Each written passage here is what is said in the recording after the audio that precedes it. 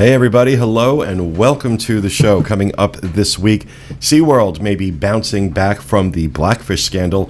Disney characters are creating union problems for the company, and reports have it that Disney is paving Richard Petty to put up a parking lot.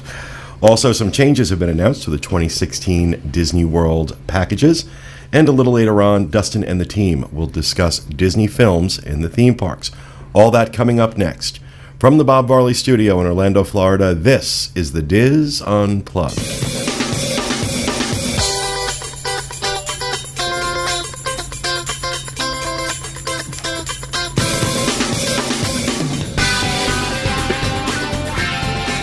This is the Diz Unplugged, episode 823 for the week of June 23rd, 2015.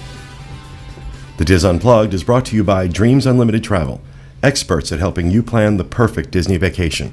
Visit them on the web at www.dreamsunlimitedtravel.com.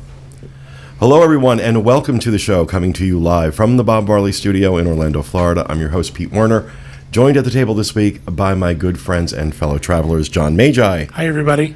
Kevin Close. Hi, everybody. Disboard's community manager, Jackie Gailey. Hi, everyone. The lovely and talented Kathy Whirling. Hi, everybody. Back in the production nook, our producer, Dustin West, along with Rhino Clavin, and associate producer and just back from Europe, Craig Williams. Hello. Welcome home, Craig. Oh, thank you. Welcome. Do you have is your mic on? I don't know. Is it on? I don't think his mic is on. I mean, I'm okay with Oh, that. now it's on. I guess it's on now. I'm still not hearing him. I'll fix that in a moment. Okay. All right. You want to share? Technical issues, please stand by. And I'm here now. Share. I'm There here you go. now. I got you, babe. speaking of technical issues, let me apologize. 2 weeks ago, we were unable to go out with the show because of some technical issues here in the studio. And of course, last week, many of us were on the Alaska cruise on Royal Caribbean's Jewel of the Seas. And so we did not have a show to go out last week. I apologize for that. Some of you got a little upset. Some of you need to work on an overdeveloped sense of entitlement. But we apologize for it. We do our best to get shows up every week. Sometimes it just can't happen. So I ask your forbearance and patience in those situations. We do our best. With that said, in housekeeping, we have a couple things. First of all, the Disneyland edition of the Diz Unplugged goes live every Sunday night on Mixlr.com. That's Mixlr.com. Sunday, 11 p.m. Eastern, 8 p.m. Pacific. The shows go up on iTunes Monday and Tuesday every week. On this week's show, Tom takes a look at the Best Western Raffles Inn and Suites, and the team talks about Disneyland for non-Disney dads. Always an interesting discussion when you have to take your non-Disney spouse to Disney and how to entertain them. So that is this week on the Disneyland edition of the Diz Unplugged. You can check them out on iTunes. Also this week, every Wednesday, 1 p.m. Eastern Time, The Trip with Jenny Lynn Knopp and Teresa Eccles. And this week, Rhino, what are they talking about? They are going to experience the Orlando 360 area. So they took a trip to Madame Tussauds, Sea Life, and the Orlando Eye. You That really still sounds like one thing. Yeah. You need to put more of a comma in there. Madame Tussauds Orlando- Wax Museum, comma. Sea Life, comma, Orlando Eye. Because I'm expecting wax fish. Well, there were some wax gators. I don't think there were wax fish, but it was a fun experience. So it'll be a good show. It's definitely something to tune into. That was my first time over there with them. So Cool. Be very interested to hear what that's about. I haven't been over there yet. So it's wonderful. They're developing that area like crazy, and there was like things I didn't know was even over there. So pumping a lot of money into iDrive, that section of iDrive. So also on every Thursday, 1 p.m. Eastern Time, the Universal edition of the Diz Unplugged, starring the lovely and talented Craig Williams, along with other people like Dustin West and Rhino Clavin. The other and people that are right here. Jenny Lynn Knopp. So what is it this week, Craig? I think we'll just play a rerun. No, you won't. Oh, okay. Well, if I have to do a show, then I guess we're going to talk about a little bit of small news that happened this week. Nothing too amazing. So a little bit of things in the buzz. And That makes you want to watch, doesn't it? Nothing really exciting is going to happen on our show. I liked it better when his mic was off. Yeah, I mean, there's a lot of people who like that better. But we're going to be doing a little buzz, and then after that, we are going to be talking about a dining experience. Ooh. You'll have to tune in to see which one, or just pay attention to Facebook right before the show whenever I spoil it. But one or the other. Awesome. All right, so that's Thursday, 1 p.m. Eastern Time, disunplugged.com if you want to watch it live, youtube.com/WDWinfo if you'd like to see it on YouTube, or you can go to our live stream channel and check it out there, all these places. There's so many ways to consume us. So go consume. Also want to mention some of the upcoming Diz Meets. Excuse me, I'm drinking soda, I'm getting gassy. Upcoming Diz Meets to raise money for Give Kids the World next weekend. Many members of the team will be up in Hershey, Pennsylvania for the second annual Hershey Diz Meet, which we're really excited about, and I may actually get into that theme park this time. But we're very, very excited about that. That's the weekend of June 26th through the 28th. Coming up after that, the Halifax, Nova Scotia Meet, the weekend of August 16th. If you can get up to Halifax, I promise you will thank me. Mm-hmm. You will thank me. What a gorgeous, gorgeous, gorgeous place Nova Scotia is, and what great people we have up there doing this. It really says a lot about Evelyn McNamara and her team, that the vast majority of people, and there are usually well over 100, and they usually raise a significant amount of money, have never watched our show, have no idea who we are. Mm-hmm. This is just Evelyn working her community, and it's amazing. So come on up. Awesome. It's just an awesome experience. It really is. So Halifax, August 16th. Dustin and I, along with Teresa and Kathy, will be up there. The reason we don't have more of the team in Halifax is because they're going to be out at the D23 conference. And out in Anaheim, as Kevin beats himself up. I was gonna say, I think he pulled a muscle, raising the roof. Hit my microphone. Ow. And then, of course, there is the venerable granddaddy of all the meets, the oldest one, the Indianapolis meet, which I don't have a date down here for. It's the end of August. I think August 29th. 29th. I was going to say 28th, but August 29th, the Indianapolis meet. We will be out there for that. I swore I was not going to miss it again this year. So we will be out there for that. Of course, the other venerable, almost granddaddy of them all, is the second oldest of the meets, the New England meet, September 18th through the 20th. These guys have a great slate of events set up, all sorts of tours and fun stuff to do during that weekend. It's just a lot of fun and a great meet. Delaware, October 16th through the 18th, is also coming up. And, of course, some of us won't be here because we'll be river cruising in Paris. So, I love you guys. Do you feel the pity coming through the computer? I love you guys to death, but a river cruise in Paris, you can't fault me. You can't. I'm sorry. So very excited about these meets. And when we're talking about raising money for Give Kids the World, I do want to mention something that happened this past week on our cruise. As some of you know, we were, John and Kevin, Dustin and I, along with the Disneyland team, and about 80 other Dizzers were on the Royal Caribbean Jewel of the Seas on an Alaska sailing. This was not an official quote-unquote Diz cruise. We didn't do a show. But one of the things we did do was that John and Kevin and Tracy Heinrichs put together was an auction to raise money for Give Kids the World. They raised $17,100 for Give Kids the World. Wow. Congratulations. Thank you. On this cruise, which is In 2 stunning. hours. Go ahead, you meat. Beat us. Exactly. You people with all your weekend-long events. Haha. Oh, wow. Bitter. That's amazing. Isn't that amazing? Very- $17,000 very- I just very have to say, generous. John and Tracy were amazing. John was the auctioneer, and Tracy was his sometimes willing, sometimes snarky hostess. We told her she was the Carol Merrill of the seas. What was even funnier was that she had no idea who Carol Merrill was. Really? Oh, wow. It was great fun. Not only were our fellow travelers extremely generous, when people bid $50 on something, they gave $150. We had people write checks for huge amounts of money who bid on nothing. But just wanted to Yep. donate. Oh, that's nice. It was a spectacular couple of hours. And unfortunately, I missed it for two reasons. Number one, I completely forgot it was going on because I didn't look at the schedule. I'm just going to be honest. I'm not going to make up excuses.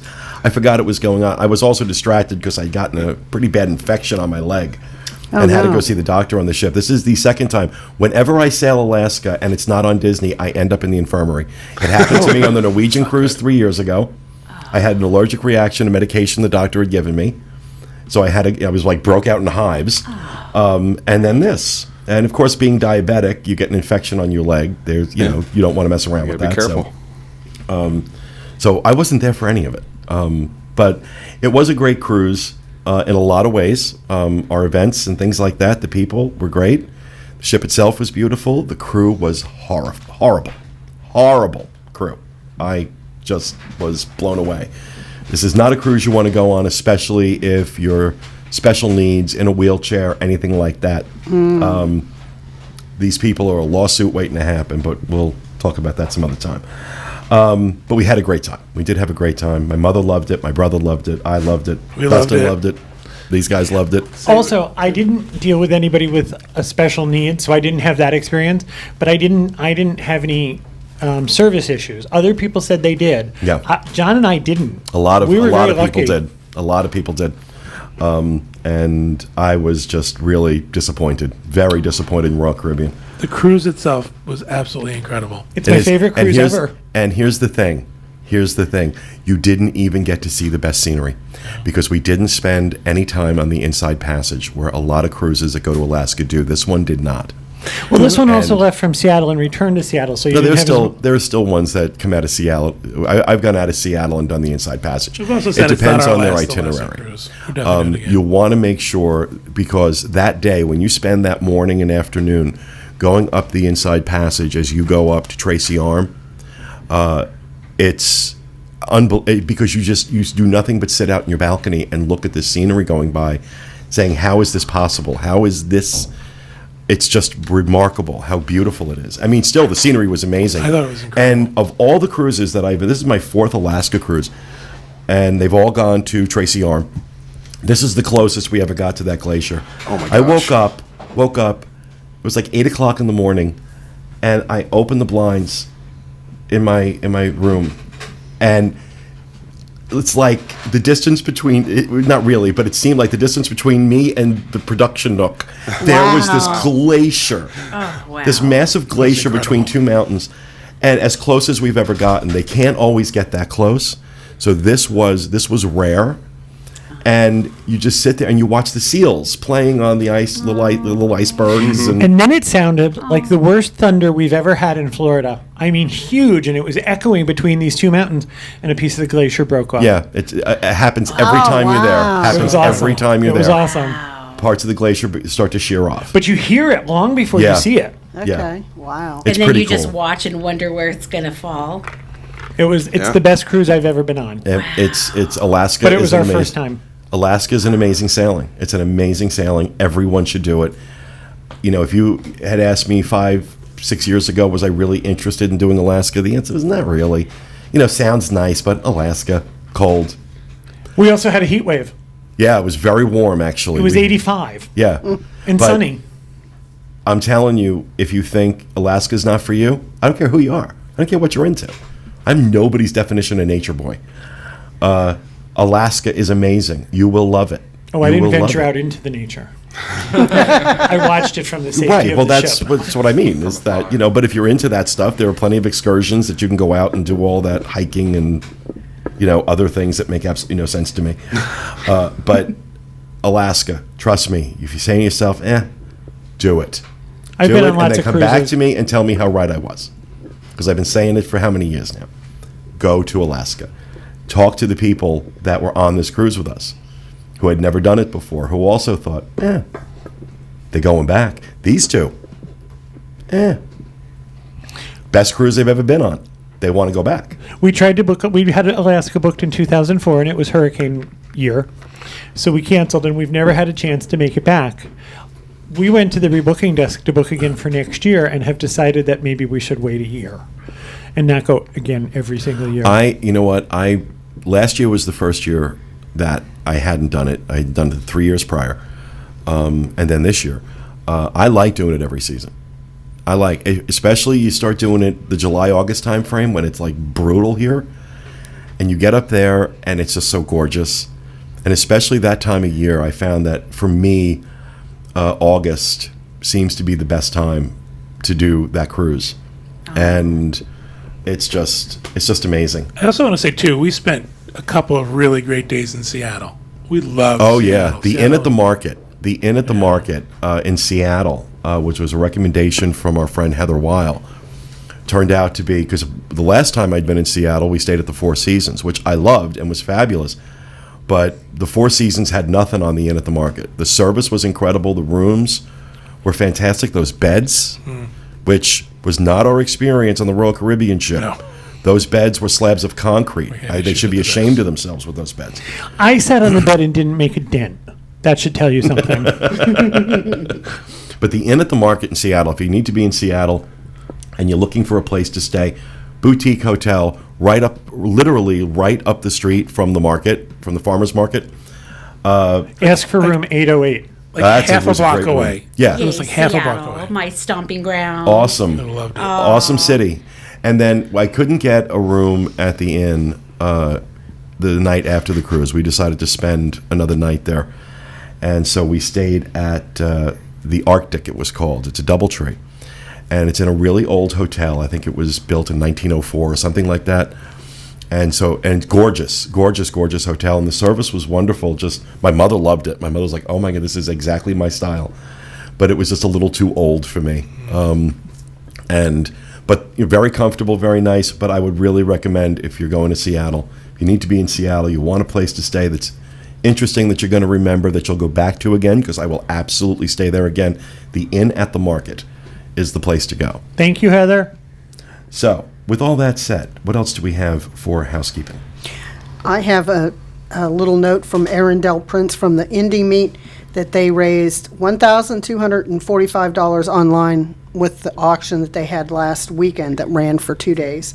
And they would like to thank everybody who participated in that, and they'll see everybody August 29th. That's for the- awesome. That's great. Looking forward to it. Looking forward to How it. long have we been doing this? Doing what? This podcast? July 26th, it'll be 9 years. My brother decided today that we might be interesting enough to listen to. Oh, my mother watches live every week. Does she? My mother and My brother. brother has decided that after 9 years, he called me and he said, so are you still doing this podcast? I said, I do it every week.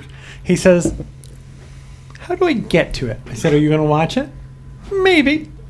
And I said to him a long time ago, do you watch the podcast? He goes, I don't think you're this interesting in real life. Why would I? However, that's my brother. Hi, Kevin's brother. His name is Brian. Hi, Brian. Hi, Brian. Kevin's brother, Brian. All right, anything else for housekeeping?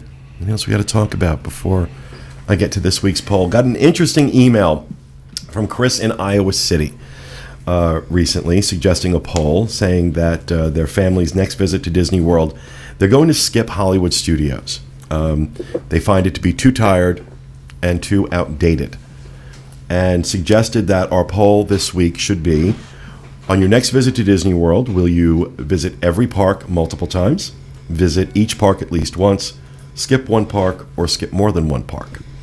As the display catches up with me. Sorry. So I thought that was kind of interesting because I'm in this state with Hollywood Studios. And to tell you, I really enjoyed Star Wars weekends this year. Really enjoyed it. And it was nice to be in Hollywood Studios and enjoy the experience. I've often been in there and found it tired, outdated, crowded. It's a park that does not absorb its crowds well. No. And there's all sorts of speculation about what's going to be coming up. Star Wars Land, Cars Land / Pixar Land. There's all this land being allocated and cleared out, and that's great. But as we know from experience, that if they announce tomorrow that they're doing Star Wars Land, we may see it in our lifetime. May. So whatever's going to happen is going to happen, at least 3 or 4 years from now. And construction, there's going to be a lot of construction going on at that park. So with all that said, at what point do people just start? Because you're paying the same price to go into Hollywood Studios as you're already going to Epcot or into Animal Kingdom. Right. Paying the same price. So at what point are people going to be like, okay, you know what? When you get it done, give me a call, and I'll come back and check it out. But until then, why should I spend my time there? The Studios, though, has probably one of the best rides. Toy Story Mania? Toy Story Mania. Still Agreed. one of the most rides that people want to ride more than once. So I don't know that people would skip the entire park. They want to go in and ride that ride specifically. They need more rides like that. Well, they're making that larger, so that's coming on tap, probably first part of the year, so that you'll have that second half. But I was there last week for the opening of the Frozen, whatever, the summer fun, and I know we all make a lot of fun about the Frozen stuff, but I went to the show where they have the characters. That, to me, was like pure Disney. Well, one of the things, it's funny you mentioned that, because one of the things that I was thinking recently about the Frozen stuff that we talked about was that it seemed so knee-jerk, and that they just started slapping Frozen on everything because they needed to capitalize on it. Now that they've had some time, I'm interested to see what they do this year, like with the summer Frozen fun, and with what they're going to do at the Halloween party and the Christmas party. I'm sure they'll try and work it in there somewhere. Now that they've had time to not knee-jerk, what are they going to do? So I'm wondering if some of those elements, those Frozen elements in the park, and the Studios is the appropriate place for that. The Studios is where it fits in the best, in my opinion. Frozen was like a hit song that becomes like phenomenally popular. You like it when it first comes out.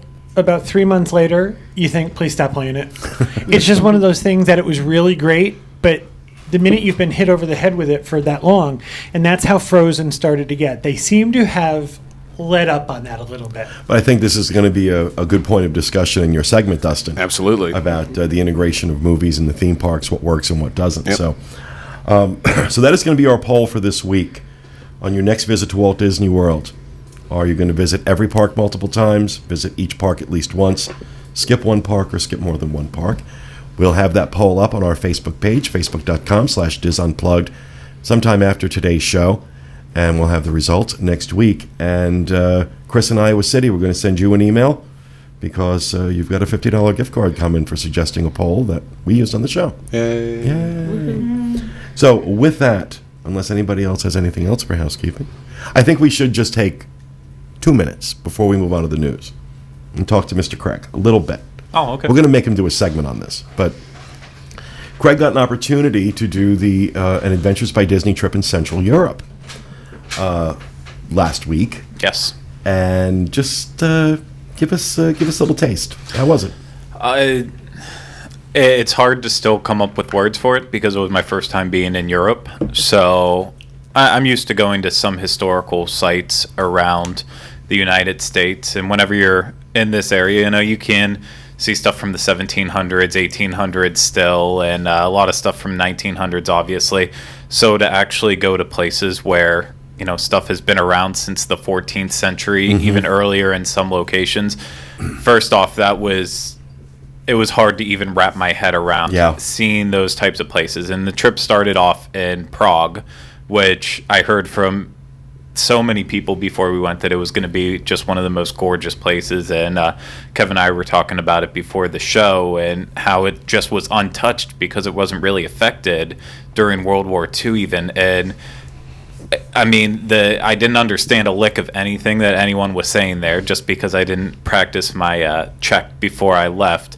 But oh my God, the food there, the scenery, just all the buildings, the history, the culture there, I was blown away. It was the perfect place to start off a trip, never going to Europe before. And that was definitely the place I was most scared about, just because I know a little bit of German. I can understand that. So whenever we went into Germany and then Austria later on, I felt more prepared for that. But no, Prague was great. And then from there, we spent a lot of time going around Salzburg and the Sound of Music tour, which was one of the highlights for Kylie going into the trip, especially being such a huge fan. And it was so cool to see a lot of the places where that was filmed. And were the hills alive?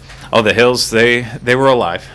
It was very hilly, and then it just gorgeous, like everything. And then Vienna was such a charming city, probably my favorite city I've ever traveled to now, including anything in the United States. It blew me away how it mixed modern elements with actual classical moments still in time. And I took like 8 hours of video, and Kylie helped take over 10,000 pictures that I need. 10,000? Yeah. You're not being literal. Literal. Yeah. So got to start weeding through Did you some. photograph every block you were on? Essentially, yeah. He's putting together a 3D model. You know, there's something that you said that I identify with from my first experience going to Europe is, you know, our sense of history in this country is, you know, 200 plus years old. And, you know, we see something from the 1700s and we, you know, kind of plots a little bit. The Firestone Building in downtown Orlando is a historical building. The Firestone Building. Yeah. Like from 1940. But you go to places like London and Italy and Prague and Vienna, and you see these buildings that were built in, you know, the 1200s. And you like you said, you know, trying to wrap your mind around that okay, really? This building has been here that long? Eddie, the comedian Eddie Izzard says, well, Yeah. this is where the history came from. Yeah. One of the things that we experience is when you go to Rome and you're in the BCs. Yeah. And you're like, I can't even think about the fact that this is where, you know, gladiators walked and stuff Right. like that. We went into a museum in Siena, and I saw a wrought iron sculpture, and I was just admiring it. And the person working at the museum said, "Do you like that?" I said, "Yes." They said, "We had to bring it in. It was brought inside the building in the 1800s because of air pollution. And when we took it down, we found a date underneath. It was put up in 1400. 1492. 1492. She said, "Wasn't that when your country was discovered?" And all of a sudden you think, wow, Yeah. you know? Well, Yeah. I think one of the biggest highlights of the trip just happened by accident. They told us to go hiking around the hotel in Berchtesgaden in Germany where we were staying at, and there was a bunch of bunkers and stuff because that whole area was where a lot of the Nazis had set up. And so we're just hiking on a trail and see this sign, and it turns out that we were standing right in the ground where Hitler's Berghof, his mountain house, was, just complete ruins, only the foundation left. But it was one of those moments, like just going on a leisurely hike at night before bed and just stumbled You upon end up it. at Hitler's house, yeah. Yeah. Some of the So- best moments of any Adventures by Disney is when you wander off on your own Exactly. and you find these little gems. It was I amazing. also think going to Europe for the first time, I think it's really amazing for people because I think it gives you a worldview. I think anytime you travel outside of your country, It expands your mind. you get a worldview that all of a sudden, I think in the United States we tend to be a little insular, that everything kind of stops at our border. You know, we're kind of bred to be Americans, and you venture outside and you see that there's a whole other world out there. And I don't mean to make that simplistic, and it's certainly not a slam against Right, Americans. exactly. And Adventures by Disney puts it in this nice sort of comfortable bubble. Right. It sort of makes it easy. You But give you you still great get- guides. You get a worldview. You get a different view of the world. You get the safety of that Disney bubble, Right. but at the same time, you get an authentic experience of the places that you're visiting. It's not necessarily sanitized, and that's one of the things I love so much about ABD, which is why I've done so many of them. And so having, you know, when the opportunity came up to have Craig do this, you know, I wish now that in my 20s I had traveled to some of these places the way some of these guys get to do now. In my 20, I didn't have two dimes to rub together. Right, exactly. Exactly. So the thought of going to Europe was just absolutely out of the question. So, because I really think it does change your worldview. I think it does expand your mind. I know it expanded mine. Mine too. That, you know, the concept of your place in the world, and, you know, that there are these other cultures and the history behind them. And one of the reasons I love London so much, I love Great Britain so much. When you travel, do you ever, one of my tests is I say to myself, do I think I could live here? And there's been places where I think to myself, I loved Alaska. I don't think I could live there. I couldn't deal with the fact that it's daylight at 3 a.m. I just couldn't. And 20 below. Right. It's not When, just the daylight. first time I went to Europe, I went to Italy, and I think to myself, I could live in Italy. Yeah. So that to Well, me they're is, giving away houses in Sicily right now. are they? There's a town in Sicily that has lost most of its population, and these Like houses they died are, or they can't find them? well, they've left. They've just left. A lot of the homes were abandoned during the emigration at the turn of the century, and it's just kind of the town is dying off, and so they come up with this idea where they're going to either give the houses away or give them or charge very little for them. But within 4 years, you have to restore them completely to be habitable, which is not inexpensive in Italy. But apparently this has worked brilliantly, and all these people are taking these homes in Sicily. It's actually outside of Sicily, but I was reading about it in the Times the other day. I was like, oh my God, that's interesting. But, would I do something like that? Probably not. And Italy has that thing. Well, I think we're going to close for a couple hours. So I had trouble with workers here in the United States. I don't know how good I would be with someone remodeling my home and having them say, well, we're going to leave for a couple hours. So, all right. Well, glad you're back. And thank you guys so much for giving me that opportunity. You're very welcome. Very welcome. Once in a lifetime thing. No, hopefully not. Well, yeah. Hopefully not, but First in a great. lifetime. First in a lifetime, not necessarily once in a lifetime. But glad you enjoyed it. Glad you're back.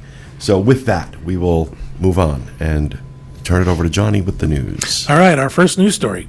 Technical glitch causes extra charges for Disney vacation accounts.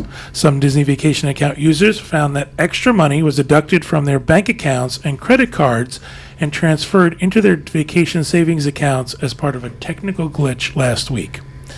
Systems upgrades were responsible for the glitch, and Disney is currently in the process of refunding the money. Members checking their Disney vacation accounts reported seeing double charges and incorrect amounts being deducted. The website was down for several days, but is now back up and running. Disney spokesman Brian Melanius said, quote, "We apologize for any inconvenience this has caused our guests, and we are reaching out to let them know we are resolving the situation." Disney also said they will work with any customers who had insufficient funds charges on their bank accounts as a result of the mistake. I actually experienced this firsthand. Oh, really? They took out a double deduction from my account for Disney vacation account. You know, You have a luckily- Disney vacation I account? do. When we did our first story about it, I wanted to see how it worked and if I liked it or right. not. So I set one up. So I have like $200 a month taken out into a Disney Vacation Club. What's really nice which is really nice about it is it can be used for so many different things that it's not limiting to a Disney vacation. So I could put it Can you towards use it at Bloomingdale's? I cannot. It does not get at Louis Vuitton. So you can use it for an Adventures by So it's Disney pointless. trip and things Disney like Cruise Line, Disney Cruise Line, Disneyland. correct. All of that. I mean, Okay, that cool. stuff. The other thing too you can do is you can also buy Disney gift cards with it. There's a lot of flexibility with it. But what I want to say is they did really good about it. I didn't even know it happened, and then I got a letter saying we're really sorry. We're going to refund you the money. Obviously, I feel bad for people who have lost insufficient fund charges and things like that. Yeah. But I kind of think if you're having enough money taking out of your Disney vacation account that it's going to cause you to be zero balance, you might want to reconsider how much money you're having taken out of your account. I mean, it sounds like, you don't want to do this if you're. Sounds like you're blaming the victim. I am blaming the victim. No, I mean, Disney's absolutely wrong for doing this, and this was a technical glitch. But if you have, one person said they had $85 a month taken out, and that $85 a month made them go into a negative balance. I think you have to reconsider signing up for this. Well, I have this problem on a not so monthly basis, but I have one bank account that all I use it for is to pay my car payment. And so if I forget to put a check in there each month, it'll do that. So, I see what you're saying, but I think some people probably, may have a special bank account that has a lower thing that they only use for things like that or something like that. So maybe that's where some of the insufficient funds may have come from. Could be. You're wrong, but it could be. Okay. So if you have a Disney vacation account, again, I think this is a good idea. This is very weird for me to say because I'm not a big fan of giving Disney money when, before they deserve it, but it has some really good perks associated with it. So I think you should not be afraid to open a Disney vacation account. All right. All right. Our second news story.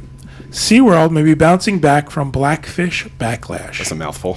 In recent months, SeaWorld has been pushing back against the documentary Blackfish, which accused the company's parks of mistreating killer whales.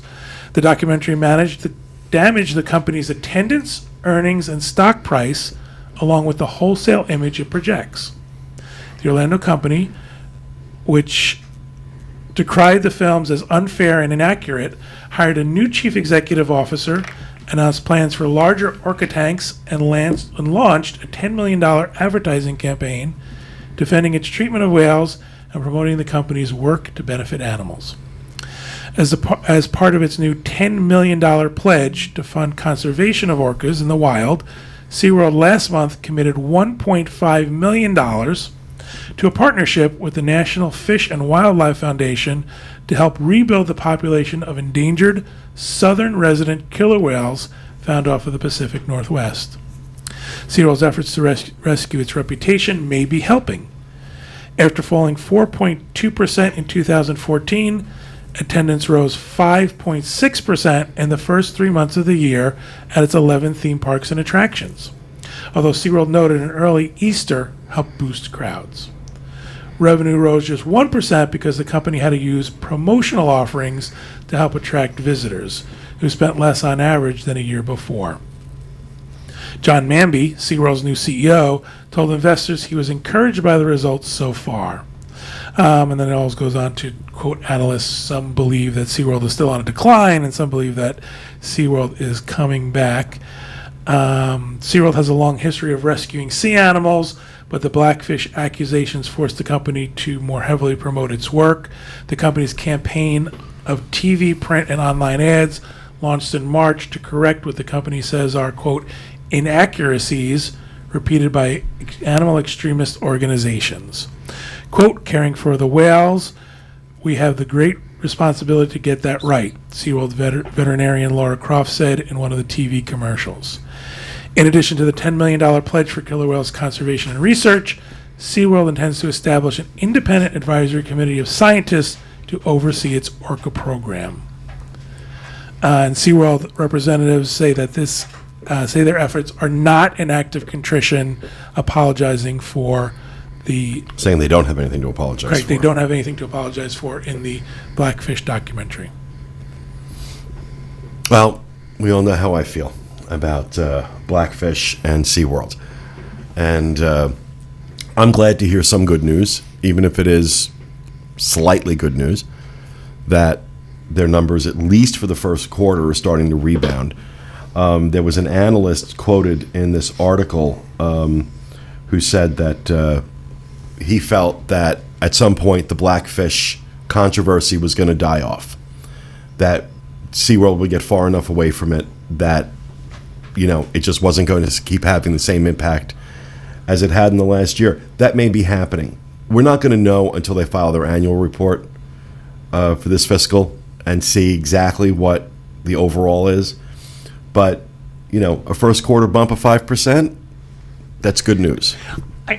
I read an article the other day, something that horrified me, and I think to myself, if as many people were as vocal about this as they were about this movie, things might change.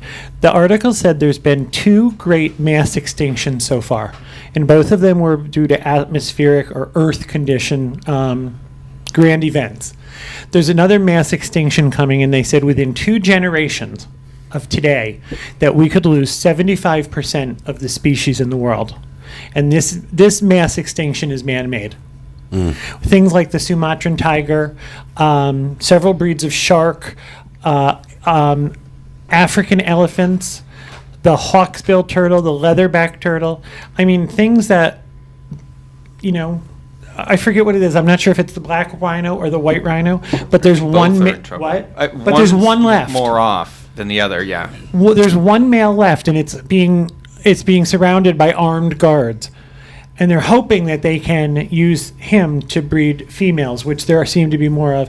And I think to myself, this is a man-made event. And this movie, and I don't mean to belittle whales, but we're talking about a couple of whales. Maybe, a couple of dozen whales. Yet we're talking about losing 75% of the species on Earth within 2 generations. That means Kathy's great-grandkids. And I just chose you because you have kids. Your great-grandchildren might lose 75% of the species on Earth due to man-made circumstances. It's never happened in recorded time. Yeah.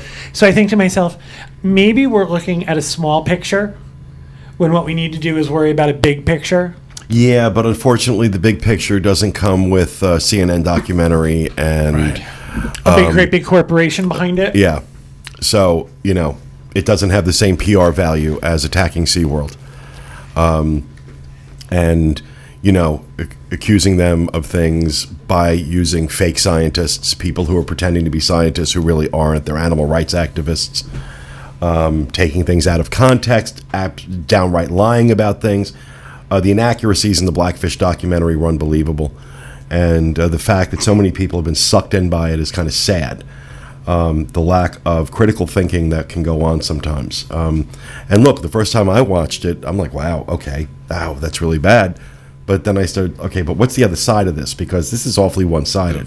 Then when you start scratching beneath the surface, you start realizing, oh, wait a second, there was an agenda here. This is a hit job. This isn't something that's really being done for the public good. This is a hit job to promote an agenda, a radical left-wing agenda. And that is exactly what it is. And I have no more patience for a radical left-wing agenda than I do for a radical right-wing agenda. And because they're both dishonest.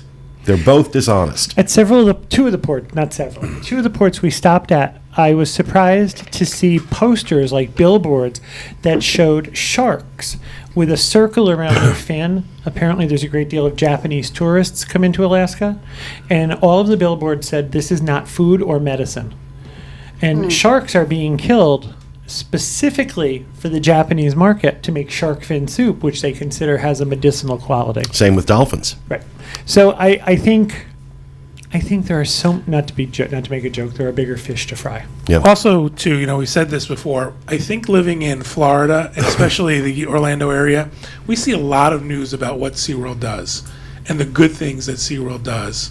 Constantly rescuing animals that are well beyond good corporate PR. Right. That are well beyond the things that they do that they never get press about. The Gulf oil spill. SeaWorld was there as soon as it happened. Yep. They were there saving animals. You can question executives. You cannot question the love and dedication of the people that work there, and the people that care for these animals. You cannot question them. Their integrity is above reproach. And that's what this hit job never, ever took into account. That the people actually on the ground and the resources that are dedicated by SeaWorld to things that have nothing to do with their theme park. Nothing to do with their theme park. The resources, time, and money that they don't have to do, they could do far less under the banner of good corporate PR and get away with it. And they don't do that, and they never have. Not before Blackfish and not after. But what bothers me most of all is that the layer of grime that this hit job put over really good, decent people who work at SeaWorld, who care for these animals, who are there for the right reasons, who have the right thing in their heart, and they do this work because they love what they do. And then these people get this awful smut all over them from a left-wing agenda hit job that had absolutely nothing to do with reality, had absolutely nothing to do with fairness. It's about promoting a radical agenda. That's what Blackfish is. It's a radical agenda. I think the most damning piece of evidence against Blackfish is Dawn Branchow's family. She was the woman that was killed by the orca just recently, who have a legitimate gripe against SeaWorld. They lost a family member, came out and said, this is not true. None of this is true. And I think that is... Pretty damning. Right. Pretty damning. All right, let's move on. I'm getting my blood pressure up. All right. He needs a Pirin tablet. I need a Pirin tablet. Before we go on to our third news story, I just want to say that if you have little ones listening, this one might ruin the magic for some of them. Not that the SeaWorld story was, kittens Magical. and roses. But I'm sorry, Little Red Riding Hood's worse. Keep going. So just want to let you know that this might ruin some Disney magic, so you might want to fast forward. Disney World character performers object against company's policy of preventing disclosure of roles. A union for Walt Disney World Resort character performers recently filed a charge with the National Labor Relations Board. The Walt Disney World Resort seeks not to have performers divulge which characters they portray in any media, including social media. Performers have been asked to agree in recent weeks via an electronic document in which they can't disclose their roles in television, radio, print, and social media outlets. According to Donna Lynn Dalton, recording secretary and business agent for Teamsters Local 385 in Orlando, Florida, the move goes beyond long-standing practice at the theme park and resort, where character performers are trained not to reveal themselves in a way that spoils the illusion. Dalton, herself a former Disney character performer, said that she supports the company's position on maintaining the magic. However, having them sign off on confidentiality is unacceptable. Spokeswoman J.K. Waller said, quote, "We are proud of the important role our characters play in the guest experience. The guideline is consistent with our long-standing expectations that cast members protect the magic for our guests." The union also said that it had filed a grievance with Disney's Labor Relations Department, as well as with the NLRB office in Tampa, Florida. You know, I'm split down the middle Yeah, on I this. am too. You know, to Are be you? honest I'm with not. I am not split down I'm the not middle. split down the on that middle. one. Okay, so what do you think? I think that when people work for Disney, preserving the magic is part of your job. If you don't want to promote the magic, do not apply for a job to play a character. It's so simple for me. I just feel like there are so many jobs. If you don't want that one, don't do it. Because when I first went to Disneyland, when my kids were 2 and 6, Belle was the first princess we met. And 2 of her gentleman friends were in line in front of us. And she broke her character. And I'll never forget it.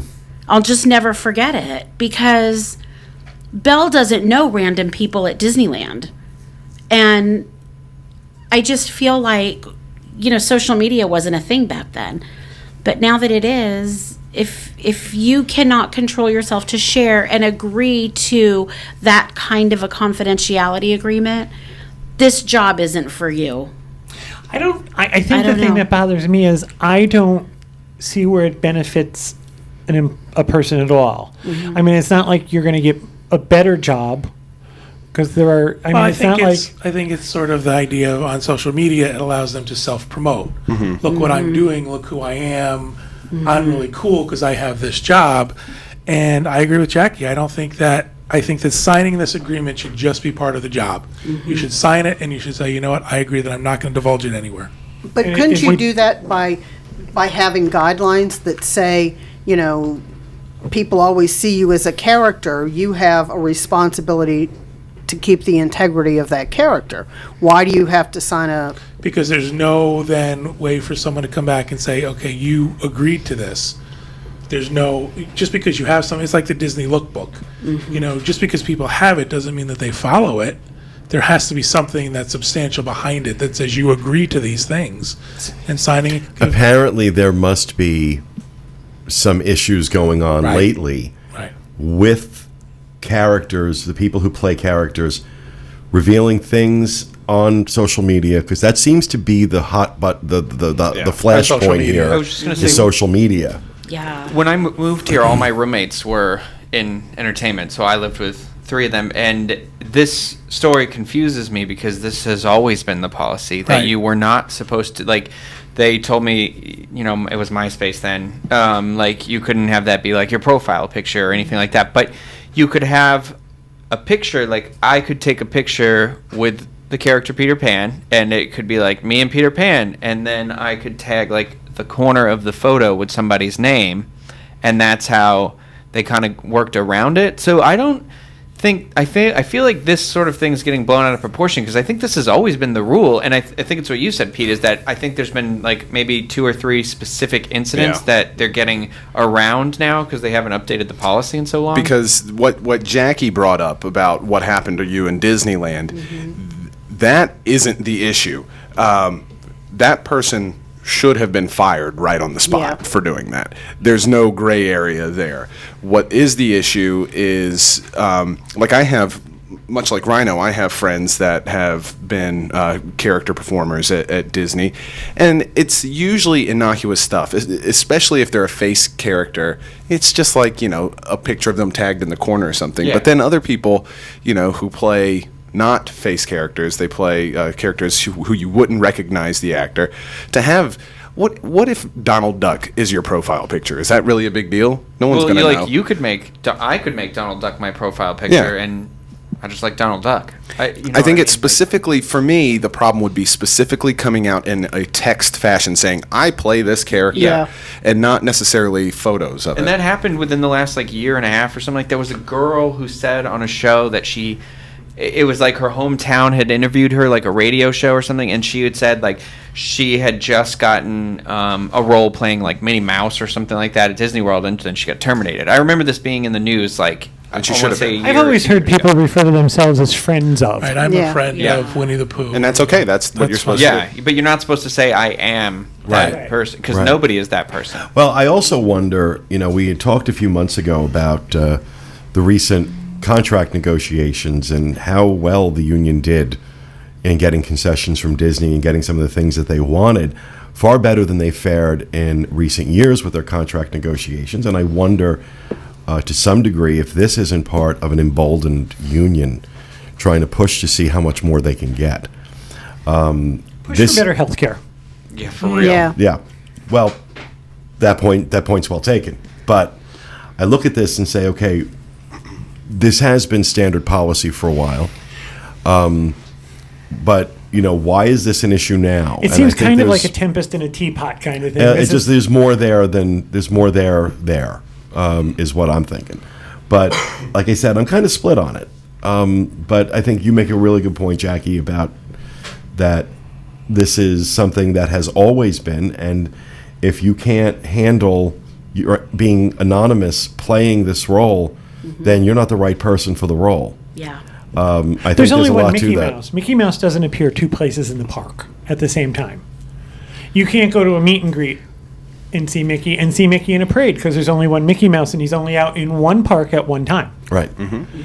So I think if you're going to go to that length to make this happen, I think you're right. If you're not willing to play by the rules, you shouldn't play. I'm I think sorry. you should be able to put it on a resume maybe for the future. Like if you're Why can't you going just to say a Disney Broadway character actor? production. Character- Yeah, exact Disney character entertainment. actor, and then they can ask you Right, in in person, right. confidentiality, Right. In person, that's what, yep. In person, they can say, well, which character did you play? And you can have a conversation.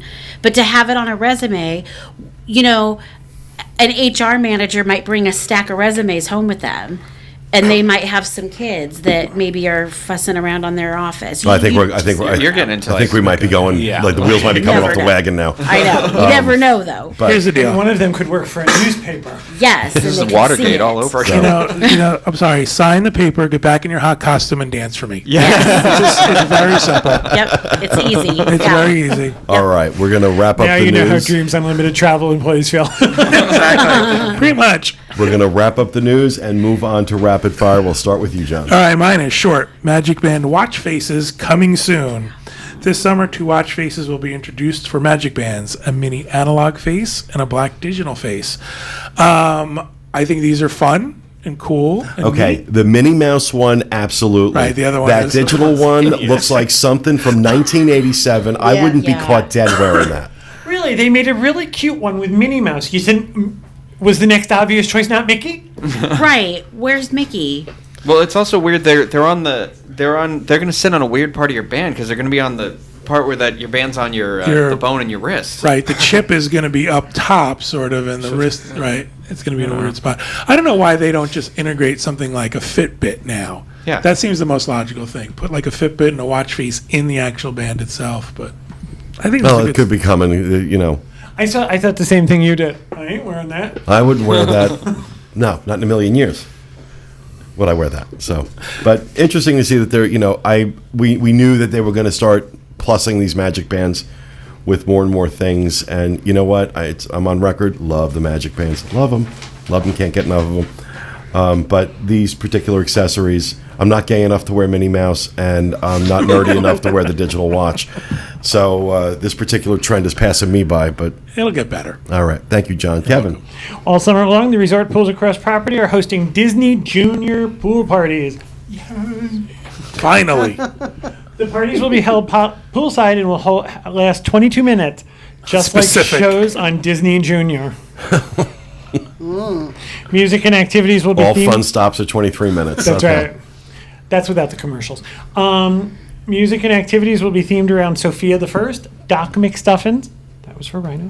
Jake and the Neverland Pirates, Miles from Tomorrowland, and Mickey Mouse Clubhouse. Pool staff will lead young guests in games like Sophia Says, sing-alongs, and dance parties.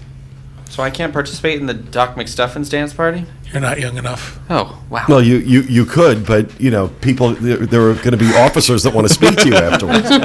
Don't be surprised if DCS shows up at your house. Really. All right. Thank you, Kevin. Jackie.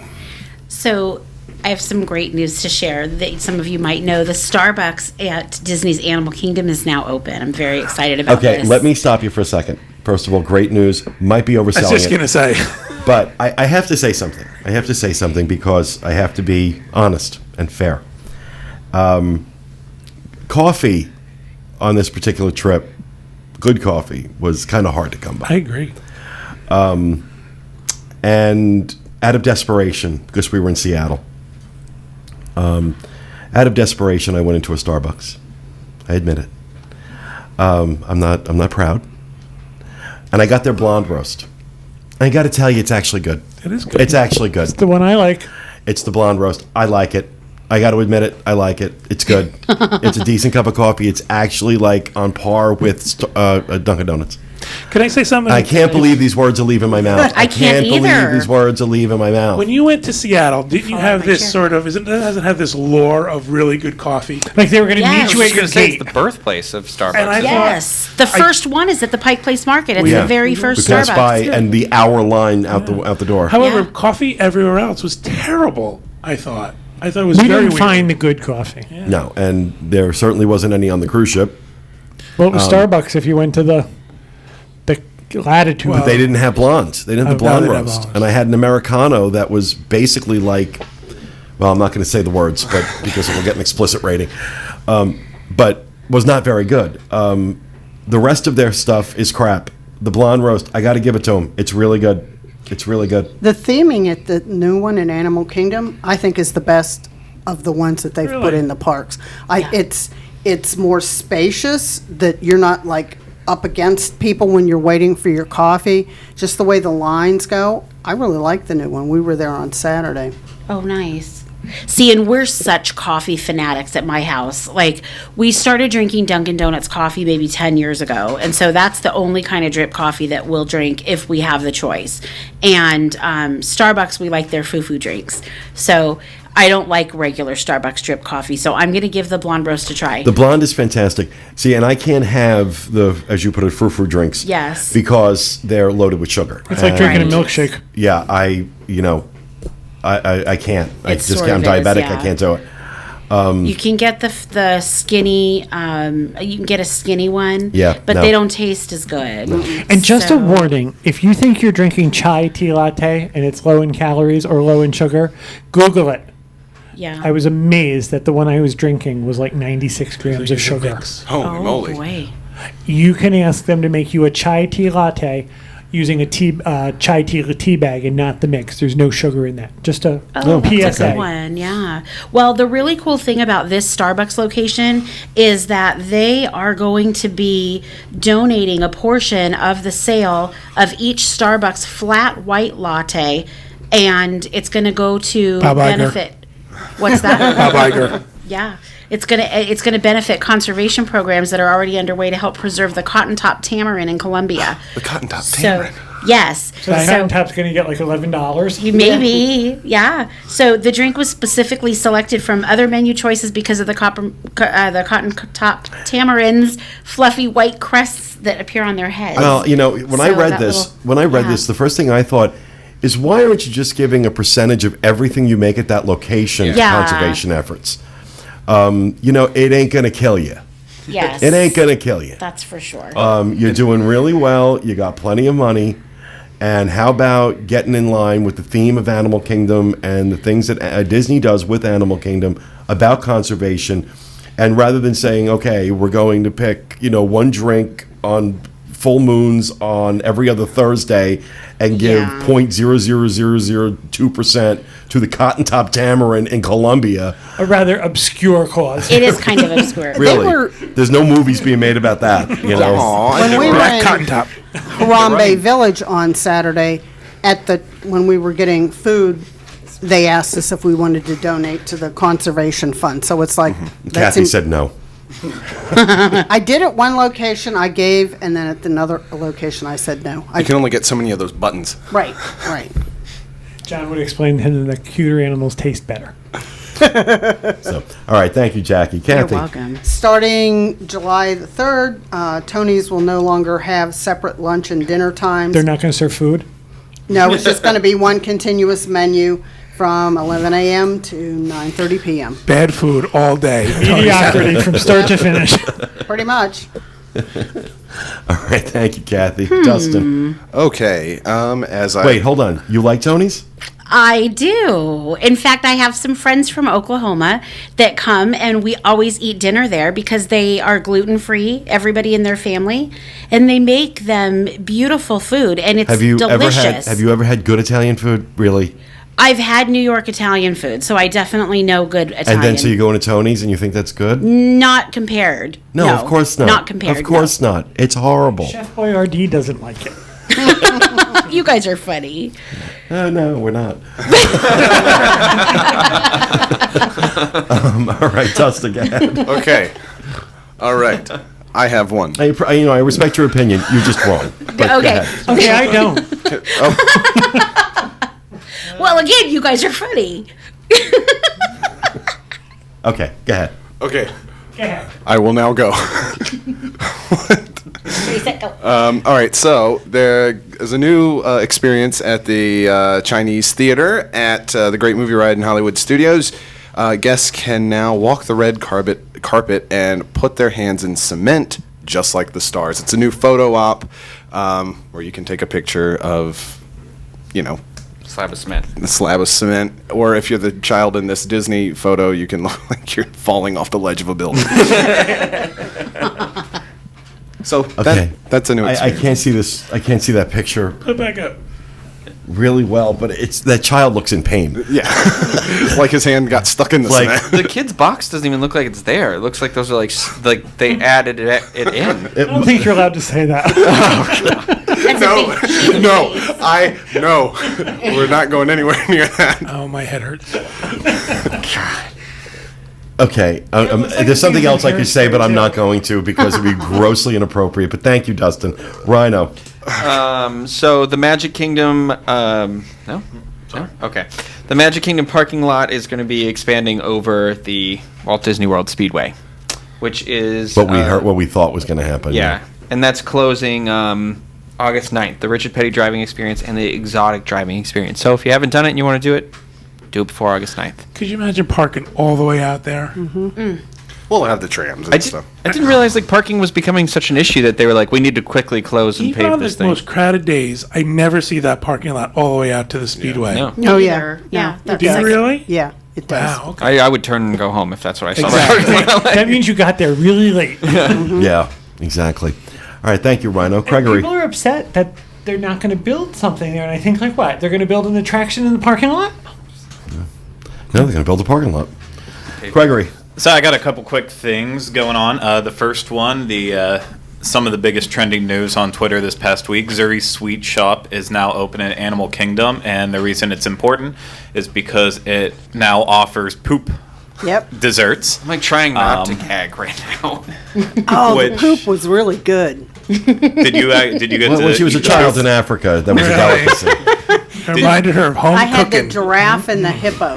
Yeah, and it was good. Yeah, it was. No, Just but- like Mom used to make. Okay, so when did I think that's a load of poop. when did all these people turn into scat queens? For the younger viewers, you can Google that. When did the concept of even in jest of eating crap literally, But it's so, when did that become in?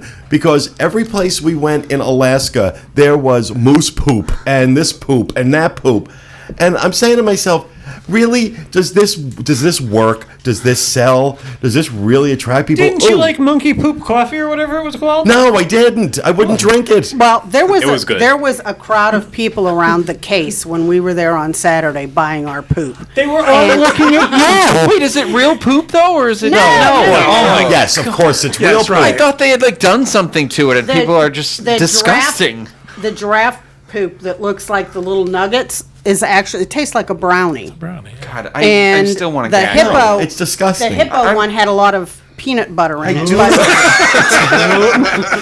I don't like the ones that have the It grassiness. sounds like a poop That's- connoisseurs well, amongst us. That's just fat shaming. that just it takes me back to my Hippo one is the best. The Pippa one has the peanut butter in it. That's just fat shaming. it just Da-da-da-da. it took me Stay back with to the one my with corn in childhood it. that people liked on my Facebook page that I commented on poop. Okay. It just, Well, but it's $3.99. It's better warm than when it's Oh no, I'm just Kathy get- I'm just- becomes warm. I'm backing out it of this comes- conversation it comes- completely. it This comes cannot cool go anywhere out good. of the case. If you let it warm up a little before you eat it, it's much better. Oh no. So that's my tip of the day. I think they're some of the most creative desserts Disney has put out there recently, and I will give them credit It's for that. $3.99 a little poo-poo platter? Yep. what's happening? What's happening? What's happening here? Well, I can move on. We're really having a discussion. We're really seriously having a discussion about the poop is better to eat warm than it is cold. Yes. Okay. Also, a lot of people know that's been trending this past week. The cheese sauce has been going away from counter services at Disney. So Charging Well, for it now? You realize it's cheese flavored product. That's never been cheese a day in its But life. it's Cheese but some Vaseline. people love it. Corn dog? I nuggets, love man? it. No, I loved Yeah. it, but why is it So- going away? I don't think they've given a reason why they're taking No, it away, they but didn't. they've started to remove it all, and so And it's a color also not found in nature. No, but also wonderful, just like poop brownies. So There are Look, babies being born with the gills. best thing you can do is go up to the counter service and demand you get your cheese back, and maybe it'll work out for us someday. All right. And finally, for people who like the TCM Disney sponsorship, the next round of movies is coming on July 2nd Ooh, good. on a Thursday night. So keep an eye out for that. And that's it. I'm done. All right. Before we close, I just want to talk briefly about changes to the 2016 Walt Disney World packages. These were announced yesterday. These are packages that, in order for it to be a package, it's a hotel stay and tickets, or you could also add the dining plan.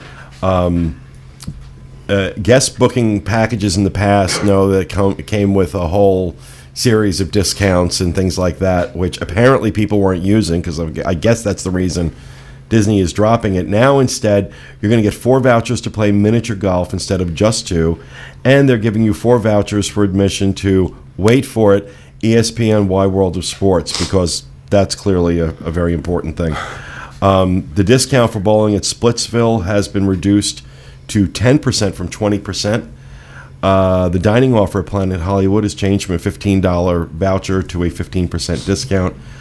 Several things have been removed altogether, including the arcade game card, discounts at Bongo's Cuban Cafe, Fulton's Crab House, Paradiso 37s, children's activity centers, Walt Disney World marinas, spas, and salons, vouchers for Disney Quests, and discounts on horseback riding and fishing excursions. All of those are gone now. Reservations can now be booked up to one business day before arrival. That's a change. And also the courtesy hold has gone from 7 days to 3. Is it 3 days or 4 days? 3 days. So you can book packages up to 499 days in advance. I just find it interesting that all these discounts went away. I mean, John suggested that it was because people weren't using them. But do they really think anybody's going to oh, wow, now we've got those 4 free tickets to ESPN Wide World of Sports that I always wanted. Yeah, what are you going to do with it unless something's going on? I don't get it. I don't get it. Well, it's like they get to give it to you, but it's not really costing them anything because most people aren't going to use it. So they look like they're giving you something, but they took all this stuff away. They want to make, excuse me, they want to make a package that seems like it has value beyond just the individual components. And by giving you these things that most people don't use, it feels like there's add-ons to it. They did away with a lot of stuff that a lot of people just didn't use. The discounts at the downtown Disney resorts were never really that popular. Well, historically speaking, when Disney takes something away, it's because they feel they don't need to give it anymore because the packages are doing well. Historically, that's been the motivation. They'll use the, guest demand, that the demand wasn't there, so we took it away. And I'm not saying they're saying that about this, but it looks to me like, you know what? We're doing pretty well with these packages. I don't think we need to sell these or include these anymore. So let's pull them out. That's what it looks like to me. You're getting less. Period. You're just getting less, whether you use them or not. Just knowing that they're there, knowing that you have that, it adds that sense of value. For me, anyway, it does add a sense of value, even if I have no intention of using it. It's nice to know it's an option there if I want it. But for me, 4 passes to mini golf and 4 passes to Wide World of Sports, 0 value at all. 2 things I ain't gonna do. Just not gonna do it. So, one of the things that they did do away with that I think is unfortunate is the discount on the watercraft stuff. I think that was something that families might do. Yeah. But so those are the changes for next year for the packages, 2016 packages. Did to you Walt say Disney that World. it went from 45 days to 30 days for final payment? You could book 31 days out and just put the deposit down. Right. Within 30 days, you have to pay the full amount of the package. But the final payments due. Right. Yeah. At and 30 then- days. Yeah. At 30 days as opposed to 45. Right. And then also, the other changes, you mentioned this, is that you can book up to 1 day in advance, which was never the case before. It had to be at least 5. So they must have upgraded their system so that resorts get the information faster. Well, so there's that. And with that, it's going to do it for me this week. Coming up next, Dustin and the team are going to talk about Disney films in the theme parks.